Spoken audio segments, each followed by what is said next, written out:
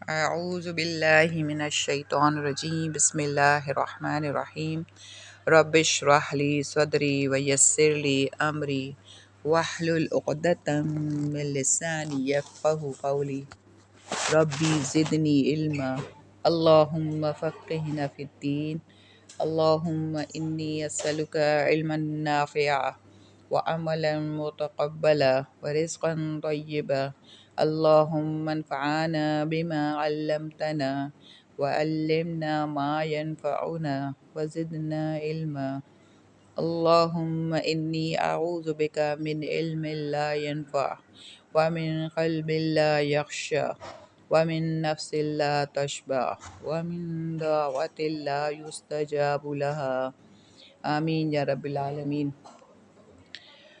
اعوذ باللہ من الشیطان الرجیم بسم اللہ الرحمن الرحیم۔ السلام علیکم ورحمۃ اللہ وبرکاتہ۔ کیسے ہیں میرے پیارے پیارے سننے والے؟ جی آج جو امام کعبہ نے فجر کی نماز میں جو سورت پڑھائی اس کا نام ہے سورہ محمد، ٹھیک ہے؟ تو آج ہم اس کا تھوڑا سا ترجمہ دیکھ لیتے ہیں۔ بسم اللہ الرحمن الرحیم۔ جن لوگوں نے کفر کیا اور اللہ کے راستے سے روکا، اللہ نے ان کے اعمال کو رائیگاں کر دیا، اور جو لوگ ایمان لائے اور جنہوں نے نیک عمل کیے اور اس چیز کو مان لیا جو محمد صلی اللہ علیہ وسلم پر نازل ہوئی ہے، اور ہے وہ سراسر حق ان کے رب کی طرف سے، اللہ نے ان کی برائیاں ان سے دور کر دیں ان کا حال درست کر دیا، یہ اس لیے کہ کفر کرنے والوں نے باطل کی پیروی کی اور ایمان لانے والوں نے اس حق کی پیروی کی جو ان کے رب کی طرف سے آیا ہے۔ اس طرح اللہ لوگوں کو ان کی ٹھیک ٹھیک حیثیت بتائے دیتا ہے۔ بس جب ان کافروں سے تمہاری مٹ بھیڑ ہو تو پہلا کام گردنیں مارنا ہے، یہاں تک کہ جب تم ان کو اچھی طرح کچل دو تب قیدیوں کو مضبوط باندھو، اس کے بعد تم اختیار ایک احسان کرو یا فدیے کا معاملہ کر لو تاکہ لڑائی اپنی ہتھیار ڈال دیں۔ اب یہ سورج جو ہے جنگ بدر تھوڑا سا حصہ جنگ بدر سے پہلے نازل ہوا ہے اور تھوڑا سا اس کے بعد کا حصہ ہے۔ یہ ہے تمہارے کرنے کا کام، اللہ چاہتا تو خود ہی ان سے نپٹ لیتا، مگر یہ طریقہ اس نے اس لیے اختیار کیا تاکہ تم لوگوں کو ایک دوسرے کے ذریعے سے آزمائے، اور جو لوگ اللہ کی راہ میں مارے جائیں گے اللہ ان کے اعمال کو ہرگز ضائع نہ کرے گا، وہ ان کی رہنمائی فرمائے گا، ان کا حال درست کر دے گا اور ان کو اس جنت میں داخل کرے گا جس سے وہ ان کو واقف کرا چکا ہے۔ اے لوگو جو ایمان لائے ہو، اگر تم اللہ کی مدد کرو گے تو وہ تمہاری مدد کرے گا اور تمہارے قدم مضبوط کر جما دے گا۔ یعنی کہ اللہ کی مدد کرنے سے کیا مراد؟ اللہ کو ہماری مدد کی ضرورت ہے؟ نہیں، بلکہ اللہ کے دین کے مدد کرنی ہے، یعنی اللہ کا کلمہ بلند کرنا ہے، سر بلند کرنا ہے، اور اللہ کے دین کے لیے جو بھی ہم کام کر سکتے ہیں اس میں ہم اپنا اپنا حصہ ڈالیں۔ تو اس سے فائدہ کیا ہوگا ہمارا کہ اللہ سبحانہ تعالیٰ فرمانے اللہ ہماری مدد فرمائے گا، وہ تمہاری مدد کرے گا، یعنی جو بھی اللہ کی دین کا کام کرے گا اللہ سبحانہ تعالیٰ اس کے سارے مسئلے مسائل حل کر دے گا، ٹھیک ہے؟ اور تمہارے قدم مضبوط جما دے گا، یعنی کہ استقامت بھی ملے گی۔ جب ہم دین کا تھوڑا بہت کام کرتے ہیں تو اس سے استقامت انسان کو ملتی ہے۔ رہے وہ لوگ جنہوں نے کفر کیا ہے تو ان کے لیے ہلاکت ہے، اور اللہ نے ان کے اعمال کو بھٹکا دیا ہے، کیونکہ انہوں نے اس چیز کو ناپسند کیا ہے جسے اللہ نے نازل کیا ہے، لہٰذا اللہ نے ان کے اعمال ضائع کر دیے۔ کیا وہ زمین میں چلے پھرے نہ تھے کہ ان لوگوں کا انجام دیکھتے جو ان سے پہلے گزر چکے ہیں؟ اللہ نے ان کا سب کچھ ان پر الٹ دیا، اور ایسے ہی نتائج ان کافروں کے لیے مقدر ہیں۔ یہ اس لیے کہ ایمان لانے والوں کا حامی و ناصر اللہ ہے اور کافروں کا حامی و ناصر کوئی نہیں۔ ایمان لانے والوں اور نیک عمل کرنے والوں کو اللہ ان جنتوں میں داخل کرے گا جن کے نیچے نہریں بہتی ہیں، اور کفر کرنے والے بس دنیا کی چند روزہ زندگی کے مزے لوٹ رہے ہیں، جانوروں کی طرح کھا پی رہے ہیں، اور ان کا آخری ٹھکانہ جہنم ہے۔ استغفر اللہ ربی من کل ذنب واتوب الیہ۔ اللہ تعالیٰ ایسے انجام سے بچائے۔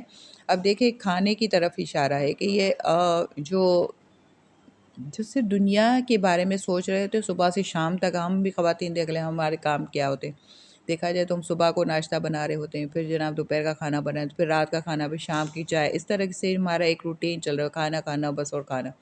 یہ نہیں کہ کھانا کھانا کو منع نہیں ہے، کھائیں آپ بے شک، لیکن اتنا بھی ہم کچن میں ہم اتنے گھستے ہیں کہ ہمیں اپنی نمازوں کی فکر نہیں ہوتی ہے، ہمیں قرآن پڑھنے کا ٹائم نہیں ملا، تو نماز پڑھنے کا ٹائم نہیں ملتا، اور ہم کھانے سے شروع کرتے ہیں اور کھانے پہ ختم کر رہے ہوتے ہیں۔ تو یہاں یہ کس کی روش بتائے گی؟ یہ تو کافروں کی روش ہے کہ جانوروں کی طرح کھا پی رہے ہیں اور ان کا آخری ٹھکانہ جہنم ہی، یعنی کہ بس اپنی انجوائے کر رہے ہیں لائف کو، دنیاوی زندگی کو، اور آخرت کی کوئی فکر ہی نہیں ہے کہ جنت کے لیے بھی ہم کچھ کام کریں۔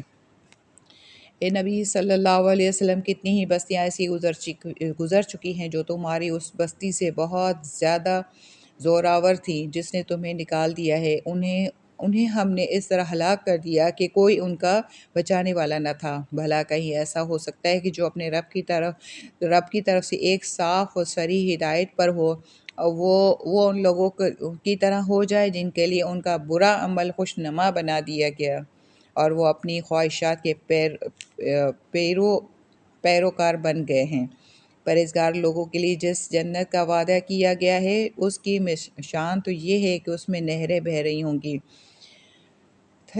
نتھرے ہوئے پانی کی نہریں بہہ رہی ہوں گی، ایسے دودھ کی جس کے مزے میں ذرا فرق نہ آیا ہوگا۔ نہریں بہہ رہی ہوں گی ایسی شراب کی جو پینے والوں کے لیے لذیذ ہوں گی۔ نہریں بہہ رہی ہوں گی صاف شفاف شہد کی، اس میں ان کے لیے ہر طرح کے پھل ہوں گے اور ان کے رب کی طرف سے بخشش۔ کیا وہ شخص جس کے حصے میں یہ جنت آنے والی ہے ان لوگوں کی طرح ہو سکتا ہے جو جہنم میں ہمیشہ رہیں گے، اور جنہیں ایسا گرم پانی پلایا جائے گا جو ان کی آنتیں تک کاٹ دے گا؟ استغفر اللہ، استغفر اللہ۔ اللہ تعالیٰ ہمیں ایسی چیزوں سے بچائے۔ اچھا جی، پہلے یہاں جنت کا ذکر ہو چکا ہے، اور جنت میں 4 قسم کی نہروں کا یہاں ذکر ہے۔ پہلی نہر ہوگی پانی کی، پھر دودھ کی، اور پھر شراب کی، اور پھر شہد کی۔ دیکھیں 4 نہریں ہیں جس کا ذکر کیا گیا یہاں، سبحان اللہ۔ اور آپ یعنی کہ جنت کا ایک خوبصورت سا نقشہ کھینچا گیا ہے مسلمانوں کے لیے، تاکہ اس جنت کے لیے انسان اپنا وقت لگائے، اپنی جان لگائے، اپنا مال لگائے۔ سبحان اللہ۔ ان میں سے کچھ لوگ ایسے ہیں جو کان لگا کر تمہاری بات سنتے ہیں، اور پھر جب تمہارے پاس سے نکلتے ہیں تو ان لوگوں سے جنہیں علم کی نعمت بخشی گئی ہے پوچھتے ہیں کیا ابھی انہوں نے کیا کہا تھا؟ یہ وہ لوگ ہیں جن کے دلوں پر اللہ نے ٹھپا لگا دیا ہے اور یہ اپنی خواہشات کے پیرو بنے ہوئے ہیں۔ رہے وہ لوگ جنہوں نے ہدایت پائی ہے، اللہ ان کو اور زیادہ ہدایت دیتا ہے اور انہیں ان کے حصے کا تقوی حاصل فرماتا ہے۔ یعنی یہاں وہ لوگوں کی بھی ذکر ہو رہا ہے جو کہ صرف اور صرف کیا مطلب یہ کہ اپنا ٹائم پاس کرنے آتے تھے، اس میں اوپر سے مسلمان بننے والے اور اندر سے کافر یعنی منافق، ٹھیک ہے۔ اور کچھ یہودیوں نے بھی اس طرح کا کام شروع کر دیا تھا کہ وہ آپ صلی اللہ علیہ وسلم کی محفل میں آتے تھے اور آ کے سنتے تھے کہ کیا آپ صلی اللہ علیہ وسلم کیا فرما رہے۔ تو فرمایا وہ صرف کیا کرتے ہیں، وہ ان کو کچھ بھی نہیں سمجھ میں، کیونکہ ان کے دلوں میں کیا ہے، دلوں پہ اللہ تعالیٰ نے ٹھپا لگا دیا، ان کے دلوں میں کوئی بات جا ہی نہیں رہی۔ پھر جو مسلمان وہاں بیٹھے ہوتے ہیں ان سے وہ پوچھتے ہیں کہ ابھی انہوں نے کیا کہا۔ حالانکہ کان دونوں کے پاس ہے، مسلمان کے پاس بھی ہے اور منافق کے پاس بھی ہے۔ مسلمان اور مومن کے کان کے ذریعے دل تک بات جاتی ہے، لیکن جو منافق ہوتا ہے اس کی کانوں سے بات ٹکراتی ہے لیکن دل تک نہیں جاتی، اس لیے ان کو کچھ سمجھ میں بھی نہیں آتے۔ پھر فرمایا رہے وہ لوگ جنہوں نے ہدایت پائی ہے، اللہ ان کو اور زیادہ ہدایت دیتا ہے اور انہیں ان کے حصے کا تقوی عطا فرماتا ہے۔ اب کیا یہ لوگ بس قیامت ہی کے منتظر ہیں کہ وہ اچانک ان پر آ جائے؟ اس کی علامات تو آ چکی ہیں، جب وہ خود آ جائے گی تو ان کے لیے نصیحت قبول کرنے کا کون سا موقع باقی رہ جائے گا؟ بس اے نبی صلی اللہ علیہ وسلم، خوب جان لو کہ اللہ کے سوا کوئی عبادت کا مستحق نہیں ہے، اور معافی مانگو اپنے قصور کے لیے بھی اور مومن مردوں اور عورتوں کے لیے بھی۔ اللہ تمہاری سرگرمیوں کو بھی جانتا ہے اور تمہارے ٹھکانے کا بھی واقف ہے۔ جو لوگ ایمان لائے ہیں وہ کہہ رہے تھے کہ کوئی صورت کیوں نہیں نازل کی جاتی ہے جس میں جنگ کا حکم دیا جائے، مگر جب ایک پختہ صورت نازل کر دی گئی جس میں جنگ کا ذکر تھا تو تم نے دیکھا کہ جن کے دلوں میں بیماری تھی وہ تمہاری طرف اس طرح دیکھ رہے تھے جیسے کسی پر موت چھا گئی ہو۔ افسوس ان کے حال پر، ان کی زبان پر ہے، ان کی زبان پر ہے اطاعت کا اقرار اور اچھی اچھی باتیں، مگر جب قطعی حکم دے دیا گیا اس وقت وہ اللہ سے اپنے عہد میں سچے نکلتے تو انہی کے لیے اچھا تھا۔ اب کیا تم لوگوں سے اس کے سوا کچھ اور توقع کی جا سکتی ہے کہ اگر تم الٹے منہ پھر گئے تو زمین میں پھر فساد برپا کرو گے اور آپس میں ایک دوسرے کے گلے کاٹو گے۔ یہ لوگ ہیں جن پر اللہ نے لعنت کی اور ان کو اندھا بہرا بنا دیا۔ کیا ان لوگوں نے قرآن پر غور نہیں کیا یا دلوں پر ان کے قفل چڑھے ہوئے ہیں؟ سبحان اللہ۔ یعنی کوشچن مارک، اللہ سبحانہ تعالیٰ کیا فرما رہے ہیں کہ قرآن پر غور و فکر کرو۔ قرآن پر غور و فکر کس طرح ہم کر سکتے ہیں؟ قرآن کو عربک ٹیکسٹ میں تو الحمدللہ ہم پڑھتے ہی ہیں، لیکن ٹیکسٹ کے علاوہ ترجمہ پڑھنے کی ضرورت ہے، ان کو اس پہ غور و فکر کرنے کی ضرورت ہے کہ اللہ سبحانہ تعالیٰ نے ہمیں ان آیات میں کیا احکامات دیے ہیں، کیا آرڈر مل رہے ہیں، کیوں نہیں ہم اس پہ عمل کر پا رہے۔ یعنی یہ وہ واقعہ بتایا جا رہا ہے کہ ابھی جنگ کا حکم نہیں آیا تھا، جنگ فرض نہیں ہوئی تھی، تو اس وقت مسلمان تمام ایمان والے یا منافقین سبھی کہتے تھے کہ جنگ کا آرڈر آ جائے تو ہم جنگ کریں گے۔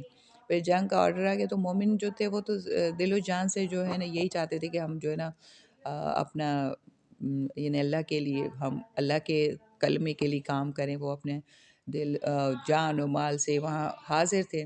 لیکن جب منافقین کو پتہ چل گیا کہ یہ جنگ کا آرڈر آیا ہے تو وہ جو ہے نا اس طریقے سے وہ ان کی حالت خراب ہو گئی، جیسے وہ موت کی طرف ہانکے جا رہے ہیں۔ یعنی ظاہر ہے مرنا تو کسی کو پسند نہیں ہے، لیکن یہ ہے کہ مومن کو کیا یقین ہوتا ہے کہ مرنے کے بعد اس کو کیا ملے گا؟ جنت، اللہ کی رضا، اور اسی کے لیے وہ کام کرتا ہے اپنی زندگی میں۔ لیکن چونکہ جنت کا وعدہ صرف مومنوں سے، منافقین سے نہیں ہے، اس لیے منافقین جو ہیں وہ کرنا بھی چاہیں کام تو نہیں کر سکتے، یعنی ان کی تو نیت ہی نہیں ہوتی ظاہر ہے کام کرنے کی۔ اس لیے وہ پھر اللہ سبحانہ تعالیٰ یہاں کوشچن کر رہے ہیں، کیا ان لوگوں نے قرآن پر غور نہیں کیا یا دلوں میں ان کے قفل چڑھے ہوئے ہیں، یعنی کہ وہ دل ان کے لاک ہو چکے ہیں، اس وجہ سے ان کے قرآن ان کے دل میں جا ہی نہیں رہا ہے۔ اللہ سبحانہ تعالیٰ ہمیں قرآن کو سمجھنے والا بنا دے اور اس قرآن پر عمل کرنے والا بنا دے۔ ہم سب مسلمانوں کی یہی خواہش ہوتی ہے کہ ہم ہمیشہ اللہ سبحانہ تعالیٰ کی بات مانیں اور سنیں، اور سنیں گے تو ظاہر مانیں گے نا، علم حاصل کریں گے تو ہمیں کچھ پتہ چلے گا کہ عمل کیا کرنا ہے ہم نے۔ سبحانک اللہم و بحمدک نشہد ان لا الہ الا انت نستغفرک و نتوب الیک۔ السلام علیکم ورحمۃ اللہ وبرکاتہ۔